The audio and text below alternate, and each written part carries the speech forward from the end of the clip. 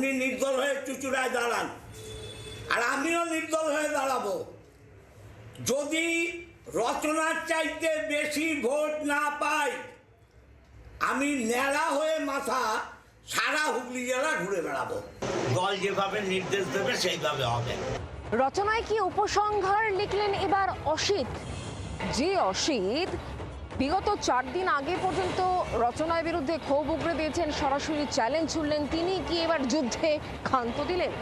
মানে দেবাংশুর কল্যাণ কার মধ্যস্থতায় হলো বলুন তো, দেখুন। চৈত্রের ভরা দুপুরে ক্ষোভ গলে জল, হুগলির রাজনীতিতে নয়া মোড়, রচনা নিয়ে ঠোক গিললেন অসিত। গত 29 মার্চ সাংবাদিক বৈঠক ডেকে দলের সাংসদ রচনা বন্দ্যোপাধ্যায়কে বেনজির আক্রমণ করেছিলেন চুঁচুড়ার বিদায়ী বিধায়ক অসিত মজুমদার।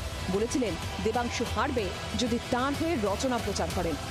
শুধু দিদি নাম্বার 1 হয়ে এসে দলের সর্বনাশ করছে।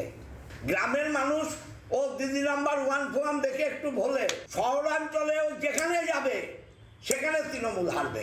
আমি চাই যে ও শহরাঞ্চলে না ঢুকুক।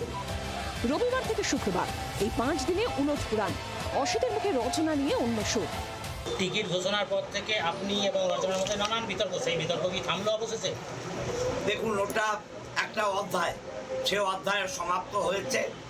হ্যাঁ, রচনা আমাদের দলের এমপি, অতএব আমি চাই রচনা দেবাংশুর হয়ে প্রচার করুন। একই সঙ্গে রচনা অসিত মজুমদার দল যদি বলে নিশ্চয়ই হবে। সেদিন রচনাকে নির্দল হয়ে দাঁড়ানোর চ্যালেঞ্জ ছুড়েছিলেন অসিত। এদিন কাঁধে কাঁধ মিলিয়ে লড়াইয়ের কথা অসিতের মুখে। আজকে থেকে 9 তারিখ উনি নির্দল হয়ে চুঁচুড়ায় দাঁড়ান, আর আমিও নির্দল হয়ে দাঁড়াবো। যদি রচনার চাইতে বেশি ভোট না পাই, আমি ন্যাড়া হয়ে মাথা সারা হুগলি জেলা ঘুরে বেড়াবো। দল যেভাবে নির্দেশ দেবে সেইভাবে হবে। দল যদি বলে একসাথে একভাবে চলতে হবে, রচনা অনেক বড় সেলিব্রিটি, সারা বাংলায় ঘুরতে হবে, সময় পেলে নিশ্চয়ই আসবে, একসাথে আসবো। শুক্রবার দেবাংশুকে নিয়ে কোদালিয়া এক গ্রাম পঞ্চায়েত এলাকায় প্রচারে নামেন অসিত মজুমদার। হঠাৎ কি হলো? কোন জাদুতে ক্ষোভের পারদ নামলো?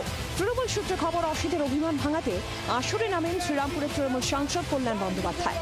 অসিত মজুমদার, দেবাংশু, যুবনেত্রী প্রিয়াঙ্কা অধিকারী, মহিলা সভানেত্রী মৌসুমী বসু চট্টোপাধ্যায়দের নিয়ে বৈঠক করেন। তাতেই বড় গলে।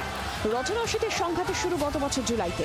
হুগলিতে সাংসদ তহবিলের টাকায় স্মার্ট ক্লাসরুম তৈরি নিয়ে দ্বন্দ্ব বাঁধে তৃণমূল সাংসদ ও বিধায়কের। রচনার বিরুদ্ধে দুর্নীতির অভিযোগ তোলেন অসিত। রচনাই তাকে প্রার্থী না করার জন্য মুখ্যমন্ত্রীর কান ভাঙিয়েছেন বলেও অভিযোগ করেন তিনি। সেই সংঘাতে আপাতত ইতি। এখন দেখার দেবাংশু এই লাভের গুড় তুলতে পারেন কিনা।